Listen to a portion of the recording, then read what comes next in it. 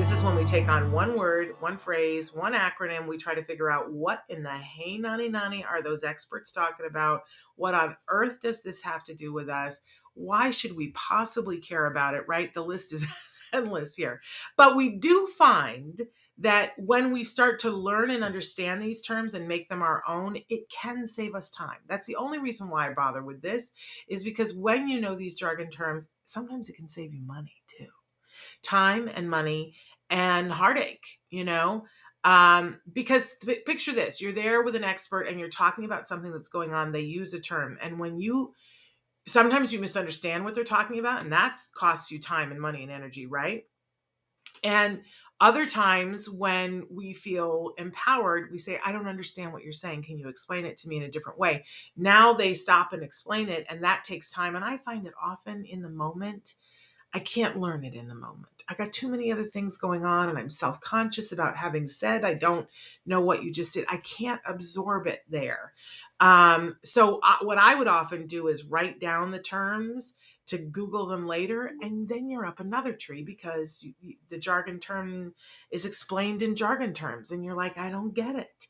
It's like you need an expert on call who can explain this stuff to you. So we started doing jargon of the day. First, we give you the actual definition. Then we make fun of it, right?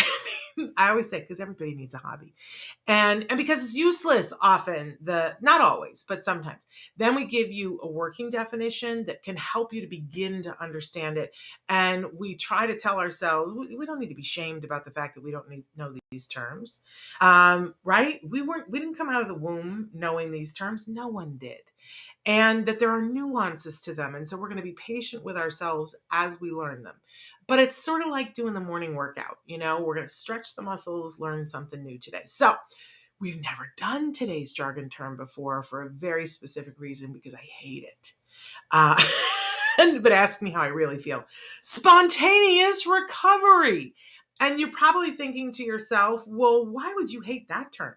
Doesn't it sound like it's a fabulous thing? Doesn't spontaneous recovery sound like, what everybody wants for a cold or, anything? And some of you are going to be like, wait a second, what? Because you don't like the term recovery used with autism. Let me tell you, it's not what you're thinking either. So this is one of those terms that pretty much means the exact opposite of what you think it means. And that's why I hate it, because it's confusing. It's one of those things that you get tripped up on. Your brain has to go and back up so that you can understand what it is. So let's take a look at what the actual definition for spontaneous recovery is, and then we'll give you a working definition. So our actual definition for spontaneous recovery is the reemergence of condition responding to an extinguished conditioned stimulus. I know. Can you hear the toilet flushing in the background? With the passage of time since extinction. What?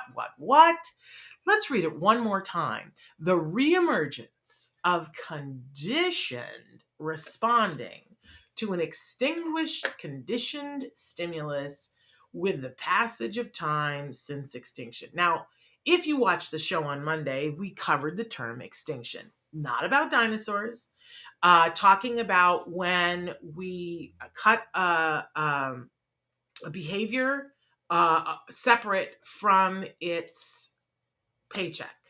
So if I am spitting on my hand and smearing it on the desk, and we have discovered that the paycheck I'm getting for it is that the teacher completely has a meltdown and sends me to the principal's office where I get to have a piece of candy, right? Then I won all over the place here, right? That becomes now my paycheck. And so every day I spit in my hand and I rub it on the desk. Now, by the way, that's not what it's going to be for all children. Some people just spit on their hand and wipe it on the desk because it feels good. Some do it because they're bored, right? But we need to look at why. Why are they doing it? What's the paycheck, right? And when we learn what the paycheck is, sometimes we do a procedure called extinction where we make sure that they don't get the paycheck. So for the kiddo that spits on his hand rubs it on the desk because he wants to go to the principal's office because the principal is going to give him a piece of candy. And yes, that happens. We're going to now, when they spit on the desk, they are not going to get to go to the principal's office and they are not going to get a piece of candy.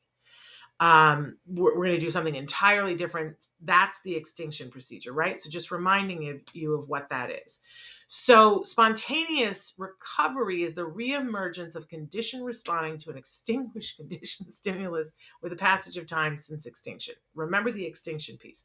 Let's but it's like, what in the hey naughty are they talking about? Let's go on to the so this is our working definition, and it's the exact opposite of what we want, right? So it's when the behavior comes back after we thought it was gone. So let's say that we put let's stick with the circumstance we had. The kid spits on his hand, wipes it on the desk so he can go to the principal's office, get a piece of candy. We discover that that's what it is, and we put an extinction procedure and with an extinction procedure, there are lots of things involved. We will give the child a way to get to the principal's office to get the piece of candy, but not for spitting on his hand and putting it on the desk, right? We'll teach him how to earn the right to go to the principal's office as a reward, but we will stop it for the spitting, and instead we will institute something else that will happen, that it might be that we give the child some Play-Doh at their desk to play with, because if you start spitting on your hand and wipe it on the desk and it gets in the Play-Doh, that for some kids, that's a sensory nightmare, not all of them, right? We're going to do something else, but they are not going to get that reward of getting out of the class. They'll be able to get it another way, but not for this, right? So let's say that this happens and, Johnny has now learned that he can get to the principal's office another way, and the spitting on the hand goes away and we all go, woohoo, we did it. Johnny's happy. He's getting his candy at the principal's office, and we're happy because there's no more spit on the desk. And then a week later, Johnny starts spitting on his hand again and wiping on the desk. Yeah, it's spontaneous recovery is the thing we don't want. It's after we worked on we did the extinction procedure and we celebrated that it worked. And now, we've moved on to other things and a period of time has gone by, and now spontaneous recovery happens and they revert back to the behavior. And we pretty much have to take out the toolkit again and go, why? Now, a lot of times when spontaneous recovery happens, it's because we failed to reward enough, and we need to go back and shore things up, or maybe we got a little lazy and they had a way to earn going to the principal's office, and then we got a little lazy about it and said, we moved too fast and said, no, we're going to only do that once a week, and that wasn't enough for them. And so they were like, I'm going to go back to spitting on my hand and see if that gets me there. It could be that they started doing it to go to the principal's office, and now they like the sensory aspect, and now we got to work on a different aspect of it. But in any case, we need to go backwards. So spontaneous recovery does not mean woohoo. It means, okay, we have more to do. So it's this is why I hate this term. It's why I don't use it. It's why it doesn't make me happy. Are we all clear on why Shannon hates the term spontaneous recovery? Anyway, there we go. Alexandria, we're saying hi to you. And Ka, we're saying hi to you as well. So now if someone says spontaneous recovery, it is not the party in the street. It is okay, we're going to regroup. We still have work to do. We're going to regroup, and we're going to figure out what's going on now. It's not game over, but it's regroup time. Okay. No celebrating for spontaneous recovery. It may, what it is a lot of times for spontaneous recovery, it means that there was a big paycheck for that behavior. Think about we talked about this the other day about, like, maybe you want to stop smoking or you want to go on a diet, right? And they all say it takes 28 days to change a habit. Okay. So you change your habit for 28 days and you're healthy and you're in the groove and you're like, yeah, I'm losing weight. I'm doing the whole thing. I'm exercising, right?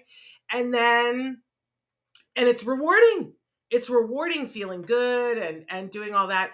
And then, one day you missed the workout because you ran out of time, and another day you missed it. And then before you know it, 14 days later, you're back in your old pattern of not exercising. That's spontaneous recovery. That's a great example of spontaneous recovery.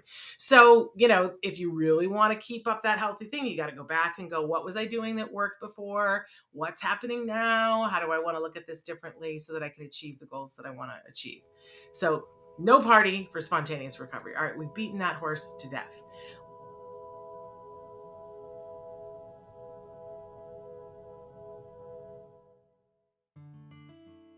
Thanks for watching Autism Live.